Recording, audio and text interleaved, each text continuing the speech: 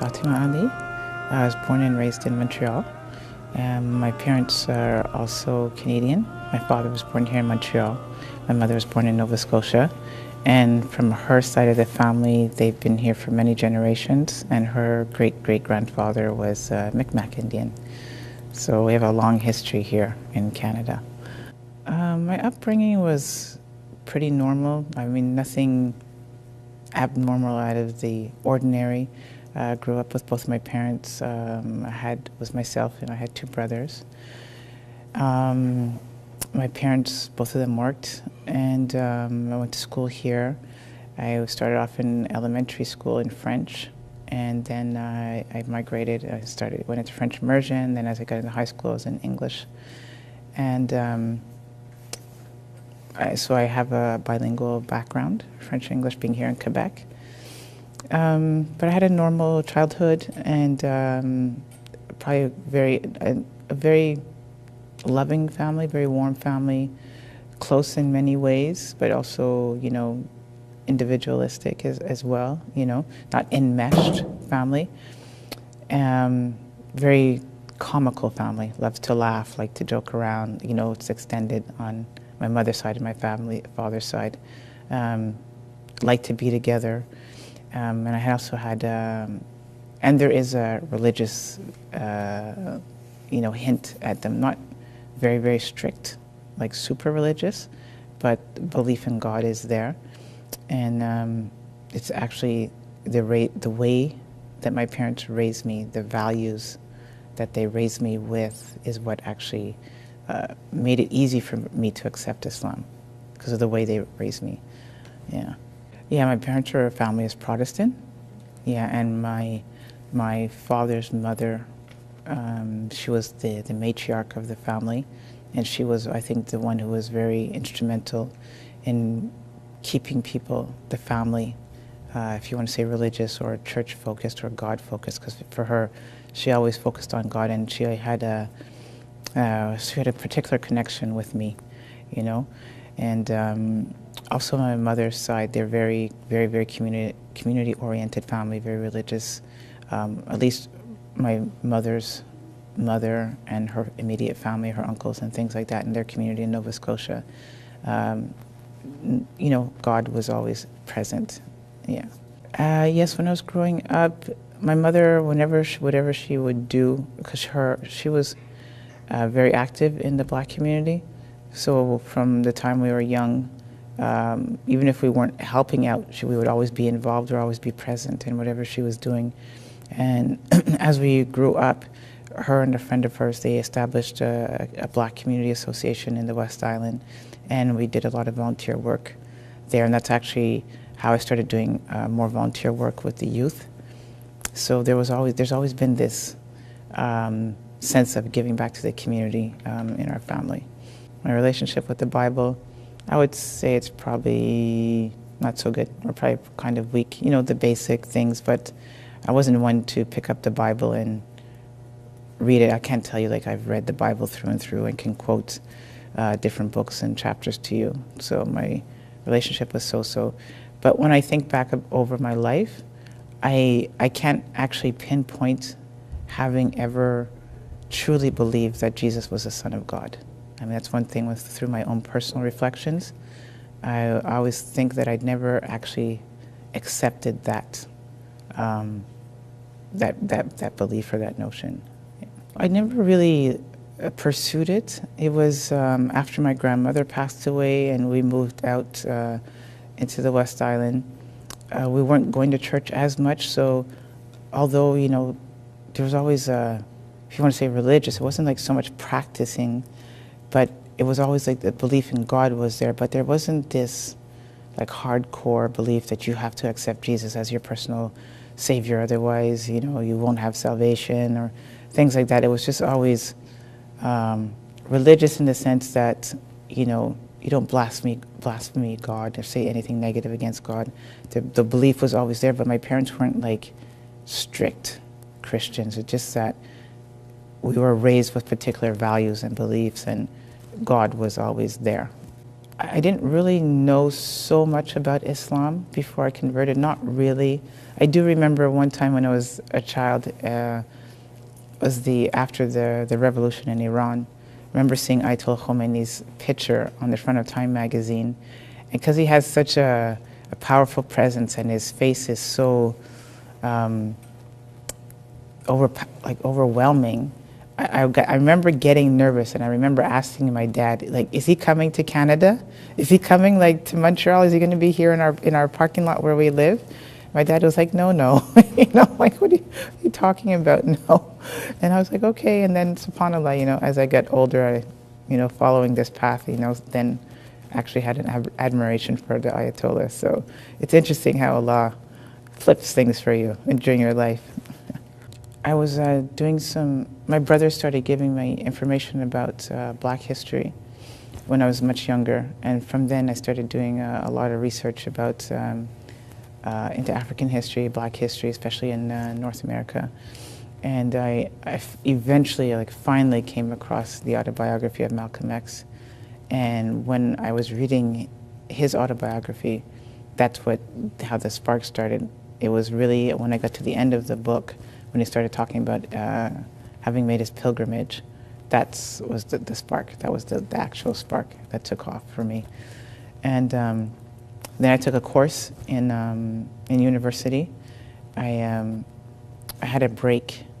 I was doing my schedule for my university, and I had a break on Tuesday and Thursday from 1 to 2:30, and I was looking through the course book for something to fill the break, and there was a religion class on Islam at the exact time. So I took the class, and that's what helped me to continue my research. For my research, I took this one class in university, and I had also met my sister-in-law's brother, who was friends with somebody who happened to be Muslim. And long story short, we started talking, and then I was asking him about the Nation of Islam and what was the big difference between the Nation of Islam and, let's say, mainstream Islam. So he started explaining things to me, and he said, if you want to know about Islam, he says, I can introduce you to some brothers who can give you some more information. And I met those people, and they spent time with me, and they answered a lot of my questions. And then one of the brothers gave me the book, Then I Was Guided. And so I read that book, and I was very interested in it. I didn't understand everything, obviously, because I didn't really understand the difference between Sunni and Shia and what was going on, but I understood the basic premise that was happening throughout the book. And from there, I continued reading, doing more research. But even with the class that I was taking in university, I said there's something missing. The teacher wasn't Muslim. She was of another faith, and the teacher assistant was from another country.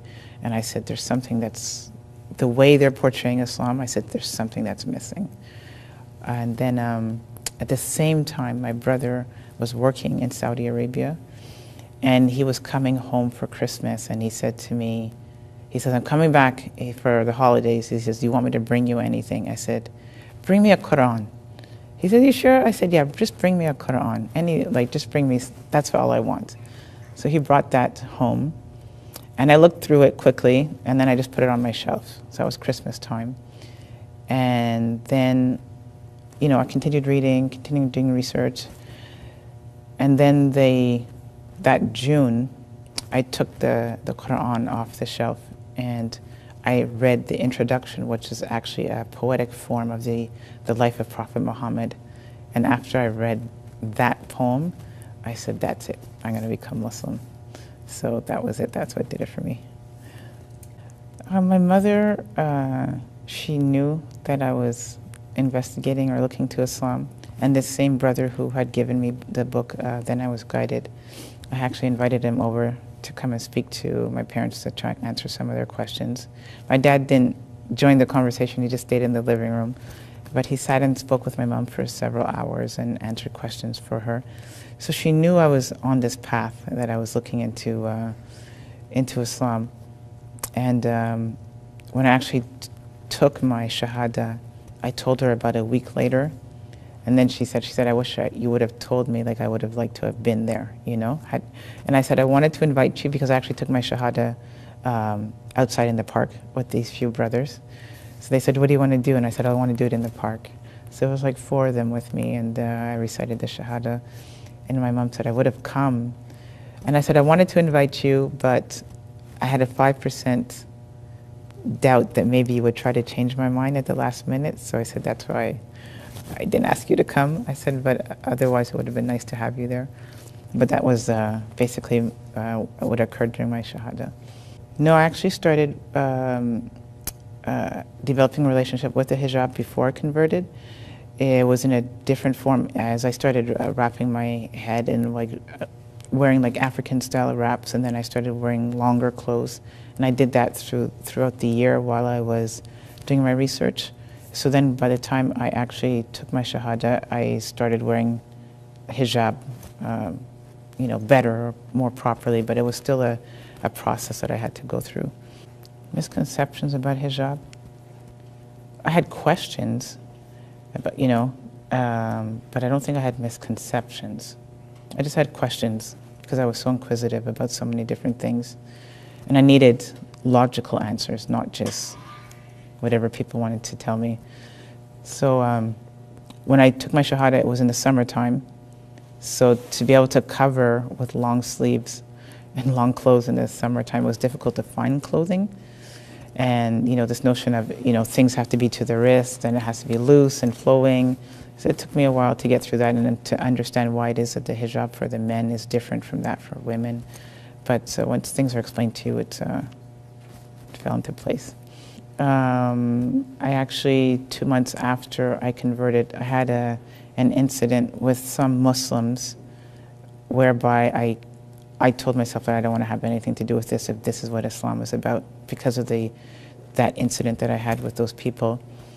And something held me back and said, instead of just giving up and letting go because of those people and their behavior, why don't you try and stick it out and continue with it and then see what happens?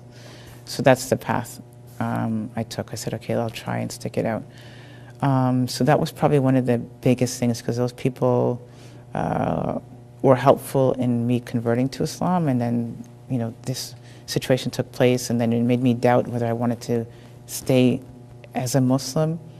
Alhamdulillah, I made a dua and I asked Allah to bring me some sincere people, somebody I could have as some friends, and then probably within the month, Allah brought me people, and since then He's just kept bringing me more and more and more people. So alhamdulillah, He definitely responded to my dua. I think the most difficult thing, I guess maybe from a practical, or as far as a practical daily situation, was the modification of eating habits. So, getting halal food, understanding that, different ingredients could be pork ingredients, have different names, and to understand what this list is and understand what it is that you have to look for as far as food labeling and all these things that you didn't necessarily pay attention to. So now there was so much of an attention on what you're eating and what you're ingesting that before this wasn't a question, it wasn't an issue. So making this modification and then trying to explain to your family why you can't have anything that has alcohol in it, or pork, or it can't be non-halal meat. That was one change. Obviously the clothing, having changes with the clothing, changing your style of dress. But I think one of the most difficult things that myself, and not myself alone, faces as somebody who converts to Islam is unfortunately dealing with the Muslim community and the lack of reception or the lack of inclusion that you have from them, their misconceptions about you, their perspectives about you, and I really think that probably the most difficult thing is the Muslim community in and of itself, which is unfortunate that sometimes you get more support from Christians and other people than you do from people who have the same school of thought and the same ummah as yourself. I think there's a Unfortunately, there's, I think, a particular stereotype about Western women, in that, people believe that because you were, not only because you were raised in the West, but you converted to Islam and you were Christian before, there's then a blanket statement that's being made with those characterizations as saying that you didn't have any values, you didn't have any morals before, therefore you must have been doing X, Y, Z before you converted to Islam. And I tell people, like, the reason why I became Muslim is because my parents raised me with particular standards and particular morals. So you shouldn't assume that because somebody wasn't Muslim that they had carte blanche to do whatever they want before, that, Christians don't have any morals or they don't have any values at all. So this perception about women from the West, it reminds me of the perception or the way women were treated during the slavery times of the African slave trade, where the slave master would have his housewife, literally she was the woman of the house, the one he had kids with, and then he had his fun, let's say, with the African slave women. There's this perception that the other women are used for all our sexual desires, and these women are pure, and these are the women you have children with, and these are your public women. And I feel like this mentality, and I'm not making a general statement about everyone, but it does exist, where it's like you can have fun with a Western woman, but when you want to settle down and get married, then you have to marry cousin, or friend or neighbor from back home. And it's even to the point where you will hear this from Muslim women towards other women, where they'll, give their son who's gone overseas, meaning come to the West to get his education, and they know he's going to be there for several years, and they'll say, it's okay, do what you want, you're a man, with, the Western woman, but understand after your studies are finished, then you come back home or whatever, and you settle down. This in and of itself does two things. You have men who will do this, and it's not to, put a stab into our Muslim men, but how we think as a community, not only towards to women who've converted to Islam, but how you treat other women who are not Muslim. So if this is your perception, how you define those women, and you think that you can, use them and abuse them in this way, and it's justifiable, you have to understand that you're also making a statement against Islam when you treat people of other faiths like this. So you might be just doing something because you have your own needs, but we also have to understand what the repercussions are to behaving like this and treating other people like this. So this is a problem. Racism, yeah. There's the ideal, which is the Quran and the Ahl Bayt, and of course Allah, and then there's the practical side. Racism, unfortunately, is extremely present in our community, our communities, and it's not just one against the other, or one above the other. It's ever present in all of them, and I think one of the unfortunate personalities or characteristics that we have is that the belief that white women or fair women, fair-complected women, are of a superior quality than anyone who's brown skin or tanned or dark skin. This is just, in the marriage selection base. So I've seen this, I know this exists in the Lebanese community, it is there in the Iranian community, it even is there in the Indian and the Pakistani community, and we were just talking, it was there in the Afghani community. It exists within African culture. It's something that you will see as a residue to colonialism, the state of mind that white is better or has better or higher value. So I say to myself, so if you don't fall into that grouping or that category as a woman, first of all, that treatment or that subtle notion from families or from men towards women that these women are of a higher value, or those are the ones, the prize women that you want to get. All those women who don't fall into that category, what are you saying to them, and what are you doing to them emotionally and mentally and spiritually? And then what are their chances of getting married if this is their perception? These women are better. So anything with a little bit of color, to anyone who's dark, like, we don't want you. Or you're not eligible for marriage because you're not white, you don't have green eyes, you don't have blue eyes, and you don't look like this. What are we doing to each other? What are we saying to each other? And then we talk about Prophet Muhammad, and he's amazing, and he's so this, and then and Imam Ali, and mashallah, and all this, garbage, because we don't really believe that. We don't really believe that. We put all these cultural barriers and all these individualistic perspectives in the forefront, and then we talk so highly about our imams in the Quran. And it's like, so what does all of that mean to you if, in essence, this is what you actually value? Alhamdulillah, I've had chance. Allah has blessed me in that way. Allah has allowed me to complete all of my wajibat, at least what I know what is actually wajib is to go and do Hajj. But He's allowed me, for myself, I consider to have done ziyarah of all of the imams, all of the Ahlul Bayt. I feel that is something that takes precedence and is a priority, as opposed to doing, personal vacations. So I have had the opportunity to go to Syria, to Iraq, to Lebanon, and to Iran, and obviously to Arabia, and to do all my ziyarah. So I've given my salutations personally to all of my imams. Inshallah, they accept. Alhamdulillah. Two of my favorite hadith are two, I think, hadith that make me reflect a lot and to see how applicable they are to today. One of them was from Prophet Muhammad, where he said that, I fear the treatment of women and children. Sorry, he said, I fear your treatment of women and children after my demise. So when I read that, I was like, wow, that's so applicable to what's happening to today.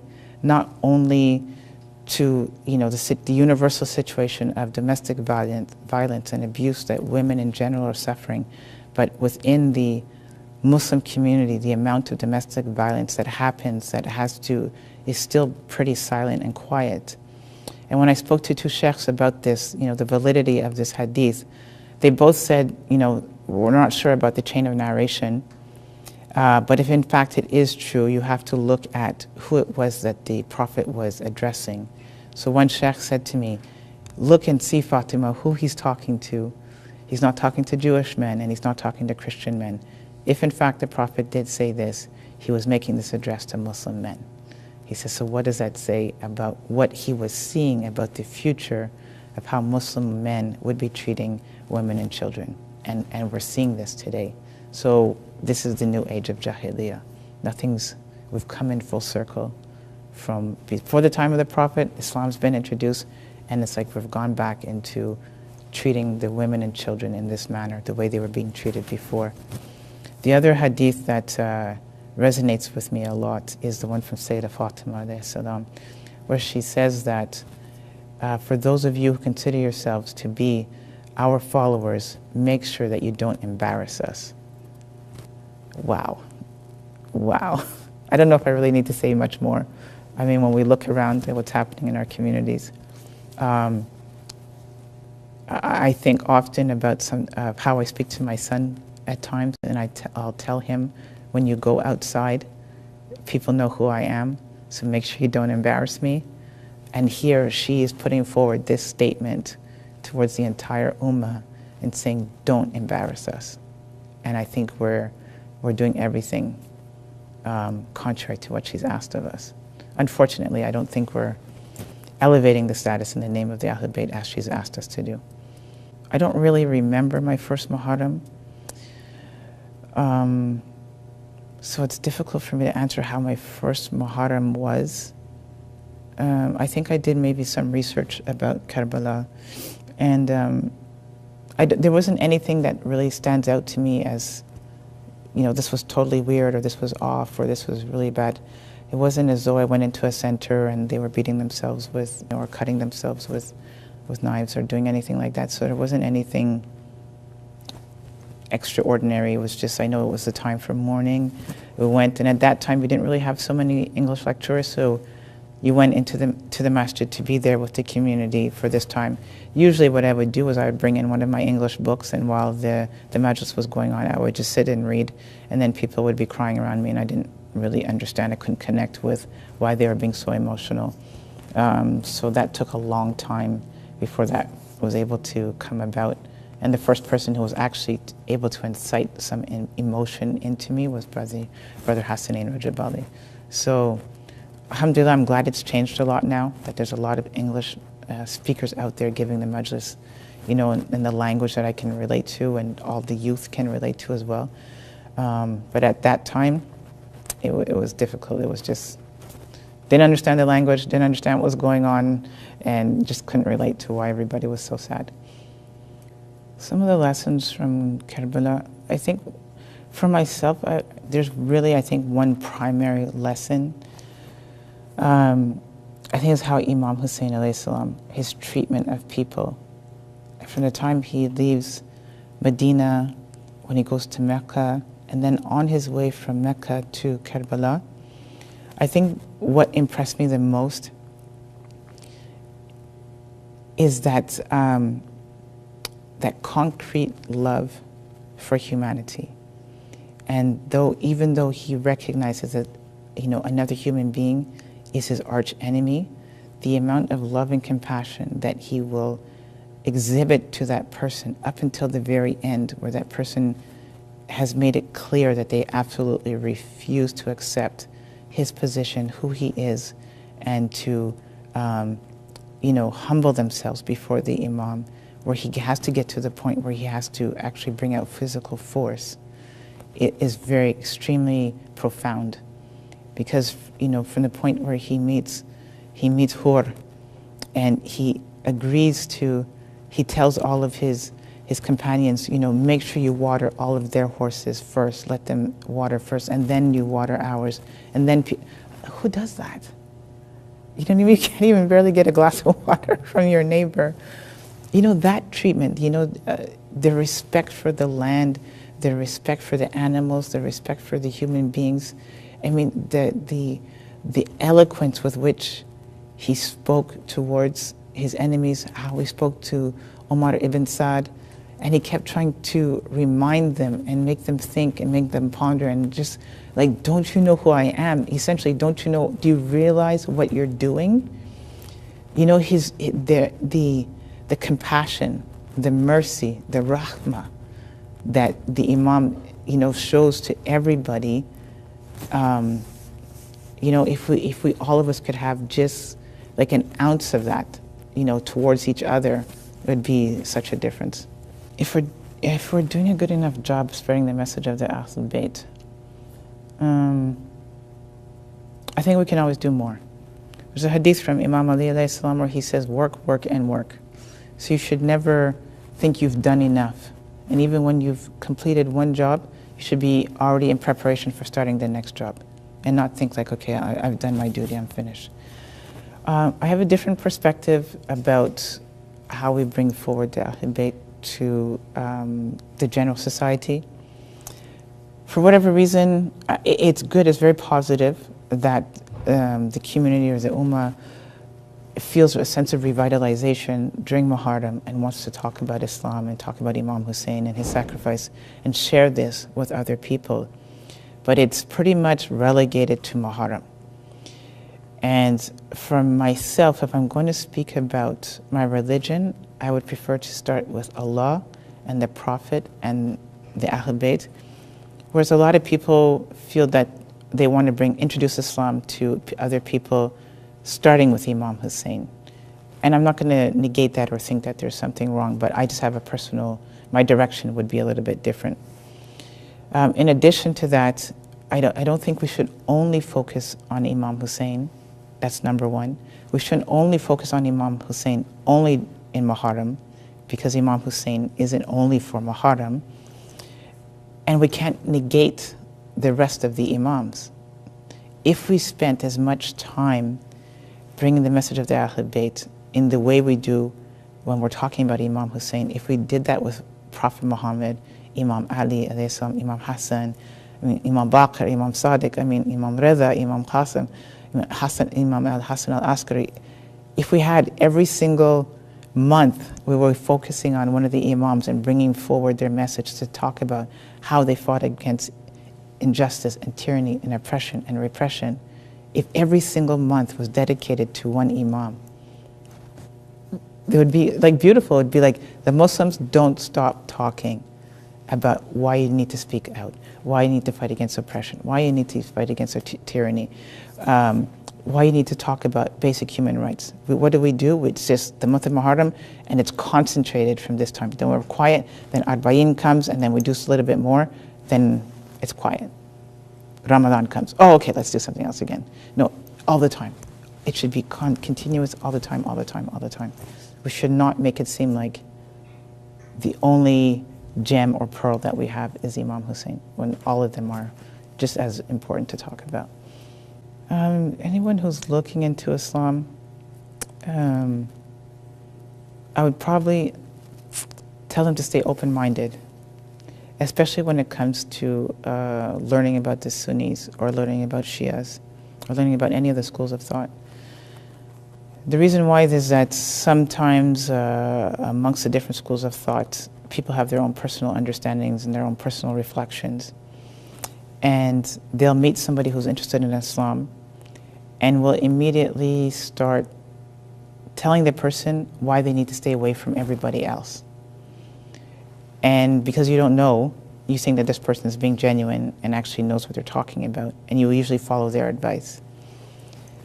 But you can end up potentially going down a different path. I think what you need to do, if you're sincerely seeking God and you really want to know about Islam, that you need to make dua, that you need to supplicate to God and ask Him to bring you towards the truth, and you need to ask Him to bring you towards the straight path, and to bring you towards the means and the matter that will allow you to serve and worship Him the way He wants to be worshipped and the way He deserves to be worshipped.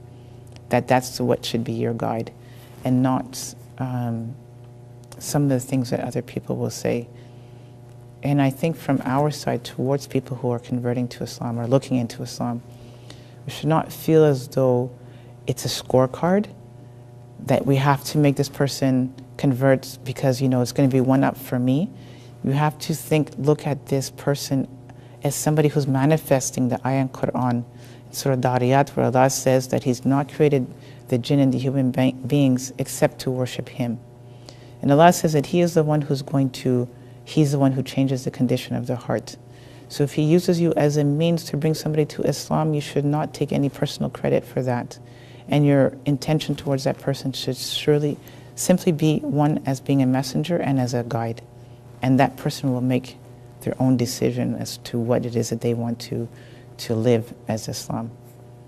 Yeah, probably from the serial of Mukhtar, I would probably say at the very end, in the last clip, when he's addressing all of his soldiers, he says, "O you believers, believe." And I think that is such a profound statement. Just believe, act as Muslims. That would be my final advice. Yeah, alhamdulillah.